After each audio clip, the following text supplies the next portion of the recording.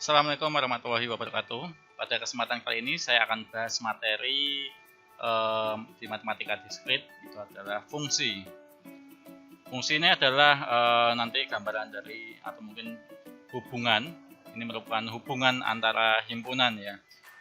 Jadi nanti ada dua buah himpunan, nanti kita hubungkan.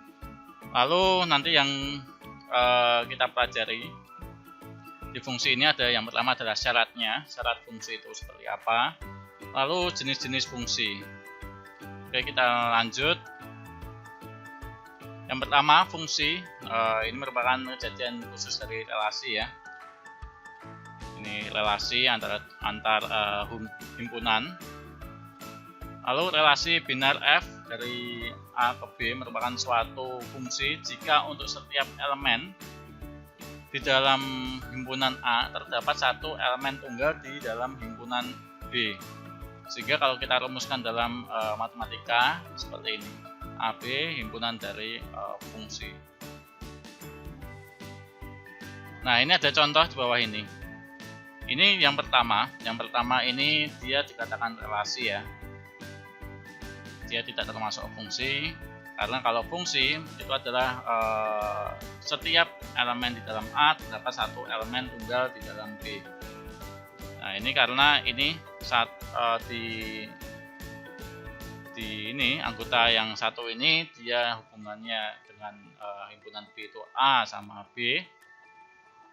Lalu yang dua ini tanpa ada relasi, tidak ada hubungan ya. Lalu yang tiga ini sama C, yang empat sama D dan E. Nah, ini dikatakan relasi karena di sini itu dia tidak ada hubungannya. Sedangkan kalau fungsi itu dia semua atau setiap elemen di dalam himpunan A ini nanti bisa jadi yang lain ya, bukan A. Ini terdapat satu elemen tunggal di dalam B. Nah, ini hanya satu tunggal ini ya. Ini 1, 2, 3, ini masing-masing satu. Dan yang A ini semua punya relasi. Itu yang dinamakan fungsi. Perbedaan fungsi sama relasi. Oke, selanjutnya ini ada syarat fungsi ya. Yang pertama itu setiap elemen X ya di sini ya, merupakan himpunan dari X. Ini memiliki kawan di himpunan Z, memiliki kawan di himpunan Z. Nah, itu kalau di rumusnya itu dilambangkan seperti ini, fx ini ya. Lalu yang kedua, fx ini tunggal atau garis yang keluar dari setiap elemen X, himpunan dari X besar ini ya, itu harus tunggal, tidak boleh lebih dari satu. Nah, untuk contohnya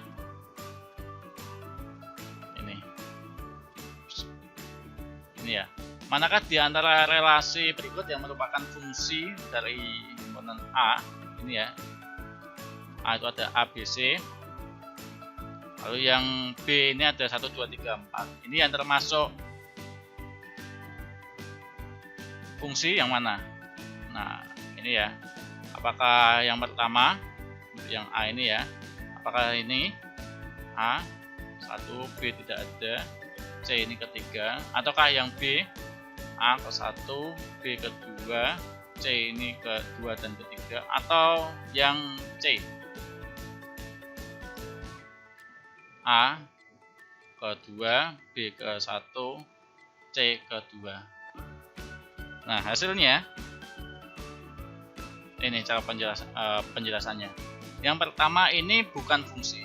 Karena apa? Karena di ada B ini ya, di himpunan X ini tidak memiliki kawan di himpunan Z. Nah, ini tidak memiliki kawan. Lalu yang B ini bukan fungsi karena C pada himpunan X ini memiliki lebih dari satu kawan atau relasi di himpunan Z. Ini ya, ini memiliki dua, yang pertama dan ini. Nah, ini tidak boleh. Lalu yang ketiga C. Nah, ini baru merupakan fungsi karena hanya satu garis atau satu relasi ya yang dimiliki pada himpunan X. Ini cuma satu aja yang keluar. Lalu di dalam fungsi ini ada 3. Yang pertama adalah injektif.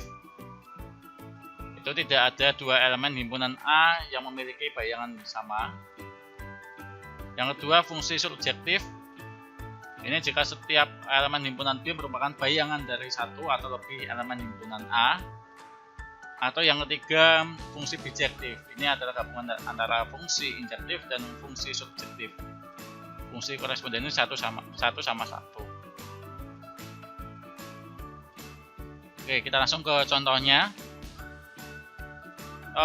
Yang injektif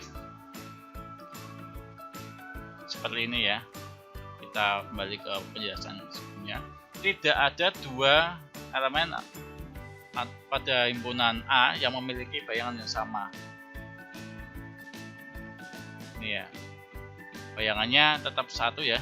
Bayangannya itu ini. Nah, ini yang dinamakan injektif. Dia satu-satu.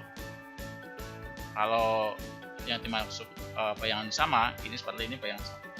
Tidak ya, tidak ada.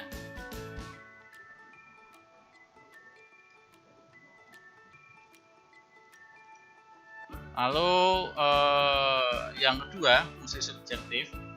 Saya kembali ke materinya. Jika setiap elemen himpunan B merupakan bayangan dari satu atau lebih elemen pada himpunan A. Nah, ini baru yang namanya surjektif. Ini ada A, ini merupakan bayangan ini ya dari 1 dan 3. Nah, ini namanya surjektif. Lalu yang ketiga bijektif. Fungsi bijektif ini fungsi injektif plus surjektif. Fungsi korespondensi 1 banding 1. Ya, dia yang harus sama ya totalnya. 3. Jadi nanti dia tidak boleh dia tidak boleh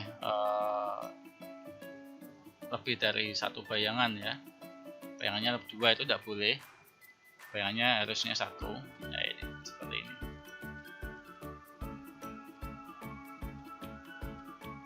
Ya. Ini yang dimaksud bijektif. Ini harus semua terhubung satu sama satu. Kalau yang subjektif ini bisa 2 ya, bisa 2. Kalau yang injektif ini 1. Tapi bedanya ini sama-sama 1 sama 1. Yang ini boleh kosong kalau yang injektif. Dia ada satu anggota yang tidak punya hubungan, tapi yang di B itu tidak masalah. Tapi yang penting di A-nya ini semua memiliki hubungan. Tapi kalau yang bijektif ini harus semua berhubungan. Oke, ini contoh. Sebetulnya fungsi ini bisa ada beberapa ya, bisa digambarkan dalam bentuk panah, diagram panah seperti ini. Ada juga yang dibentuk dalam himpunan atau yang lain ya.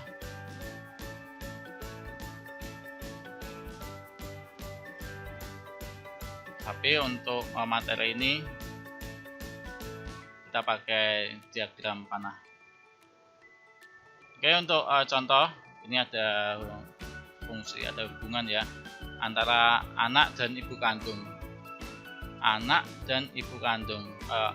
Ini merupakan fungsi apa? Kalau anak dan ibu kandung, fungsi subjektif karena anak hanya memiliki 1 ibu kandung. Jadi anak ini bisa banyak ya. Anak bisa banyak, tapi ibu kandungnya 1. Tetap ibu kandungnya 1. Nah, ini ibu kandung punya anak ini. Nah, ini subjektif. Lalu ibu kandung dan anak. Ibu kandung dan anak ini merupakan apa? Relasi, karena ibu hanya satu, anak bisa lebih dari satu.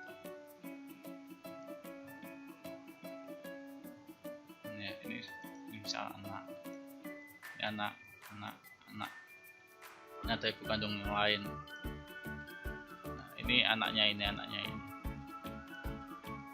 Tapi kan nggak mungkin ibu kandung ini anaknya ini. Nah, ini sudah sama-sama ibu kan biasanya punya satu anak.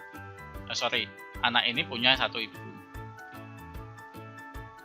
Tuh, maka di sini dia relasi. Oke, itu contoh dan materi yang sangat sederhana ya. Mungkin itu saja yang bisa saya sampaikan. Kurang lebihnya saya mohon maaf. Wassalamualaikum warahmatullahi wabarakatuh.